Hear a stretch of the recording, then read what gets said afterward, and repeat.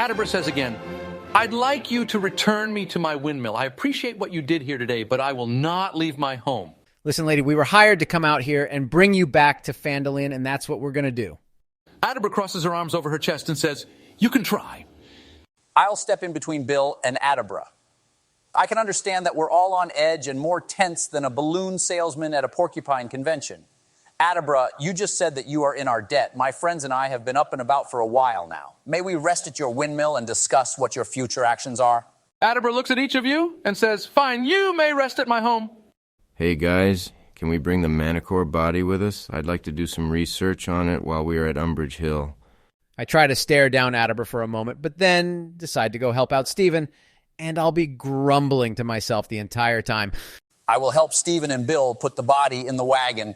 Adabra says, keep it outside. I do not want a rotting monster stinking up my place. Will do. You all work together to put the Manticore body into the wagon and then head back to Umbridge Hill. It takes a few minutes longer than you expected as you realize that you traveled quite a distance while you were being pursued by the creature. Yeah, that's all because of my super-duper 1 horsepower. Whoop, whoop! I can see that Stephen is still amped up from the fight, and I say to him, when we get back, you should show us how many times you can run around Umbridge Hill. Totally, dude. I'm going to run around that hill so hard. By the time you arrive back at Umbridge Hill, the sun has begun to set. The encounter with the Manticore has left you all extremely tired and in need of a rest. Can we take a long rest here? Certainly. Tensions settle and Adabra whips up an excellent supper that evening. Because of her herbalist background, the meal is mostly a vegetarian cuisine. Salads, stews, roasted vegetables, that sort of thing. What's with this hippy-dippy I want a steak. I elbow Bill in the side. Oh, okay. I stuff my face with as much food as possible. Adabra, this food is amazing. As you set up camp at the base of the windmill, the crackling campfire provides a comforting glow, and the stars twinkle above, guiding your dreams. Laying on your bedroll, you feel the weariness of your adventures melt away. The night embraces you with its soothing presence, offering a well-deserved respite from the challenges that await in the morrow. Not only do you all gain the benefits of this long rest, but your characters are now level 2. Sweet! Awesome. Woohoo! Your night out under the stars is the best sleep you've gotten for some time. You all wake up the next morning feeling rested, refreshed, and ready to take on the day. I'd like to wake up as the sun rises. While everyone else is still sleeping, I'd like to do an autopsy on the Manticore. Why bother? That thing died from extreme elevation catastrophe. If you say so, Bill. I pull my bedroll covers over my head. I'm going to sleep in as long as possible. Very well. Stephen, what are you doing? I get up after hearing Bill and Stephen's brief conversation. After some simple centaur yoga stretches, I'll trot down to the base of Umbridge Hill and do a few laps around the hill. And yes, my shirt is off. Bravo! Stephen, as you approach the Manticore's body in the early morning light, the sun casts a warm golden hue upon its lifeless form. The cool morning air carries a hint of dew, refreshing your senses as you begin your investigation. The gentle rustling of the grasslands and the distant chirping of awakening birds form a natural symphony around you, emphasizing the tranquility of the moment juxtaposed with the fierce creature before you. What do you do? First, I'd like to remove the spikes from its tail. Maybe I can sell them or use them for magic stuff. I'll take some of its teeth and whichever wing is the least damaged. You manage to remove 5 tail spikes and 7 teeth. One of the wings is less damaged than the other, so I'll say that you can easily remove it. Cool. Now, I remember you saying that this creature had already suffered injuries before we fought it.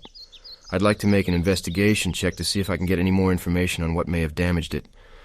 Go ahead. The DC is 15. Wow, I rolled a 24. Wow. Okay, let me think. You spend the next hour or so inspecting the wounds on the creature. The pattern of the lacerations are indicative of slashing from claws. You also measure the size of the bite marks with the size of the Manticore's mouth, and easily deduce that whatever did this must have been much larger and much stronger than the Manticore. I think to myself, this seems to validate what Harbin Wester told us, that there is indeed a dragon in these parts. Stephen, are you still running around the hill? After one more lap, I go into cool down mode and do some more centaur yoga. I feel limber, I feel loose, I feel energized. I'll ascend the hill, my shirt is still off, mind you, and I'll pick up some wildflowers along the way. As you stride up the hill, Adabra emerges from her windmill carrying a steaming kettle. She says, "Good morning, everyone. I made some tea." I'll walk up to her, and my shirt is still off. I said that, remember? Yes, you did mention that more than once. Okay, cool. I say to Adabra, you have been a most gracious host and so very kind to allow us to stay here. I hand her the wildflowers. Adabra blushes and says, "Thank you, Stephen. You are all the reason why I am still alive, and I will be forever grateful. But my place is here. Please take this signed note back to Harbin Wester. It will vouch for my safety." I accept the note and bow as close to the ground as I can and say, "It was our pleasure, my lady. Heroes we be, and protecting the innocent is our creed." I sit up in my bedroll and shout, "Whoa, whoa, whoa, when did we agree on that?" Adabra blushes and smiles back at you, Stephen. She says, "And I will be sure to tell as many people as I can about what you did here. Please, take these potions. I hope you won't need to use them. But if you do, know that I hope they keep you safe. You can all add one potion of healing to your inventory." Hey, cool. Okay, that was nice of her. I turn to the others and shout out, "Saddle up, boys. We got some dwarves that need a talking to." I'll start breaking down camp and getting the wagon ready. After I get my armor on, I'll walk over to Adabra and say, "Hey, I'm sorry that I snapped at you yesterday. You know, the heat of the battle. I can get a bit, Adabra narrows her eyes and interrupts. "Cranky, moody, petulant, cantankerous, No, capricious, erratic, miserable, testy." Okay, I get it. I was going to say impulsive. Oh, yes, that sounds much better.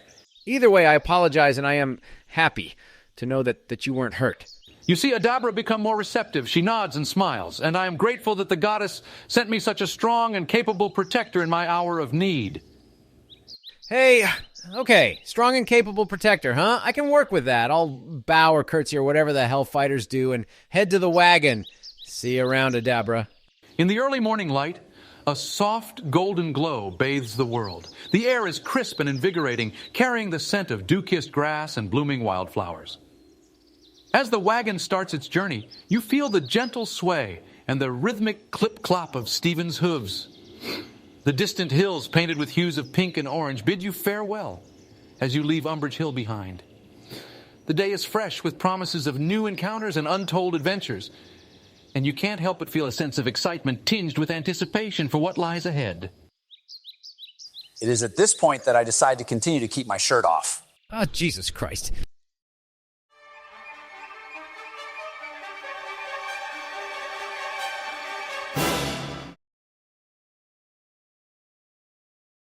And that's the end of another journey through the weird and wonderful world of D&D.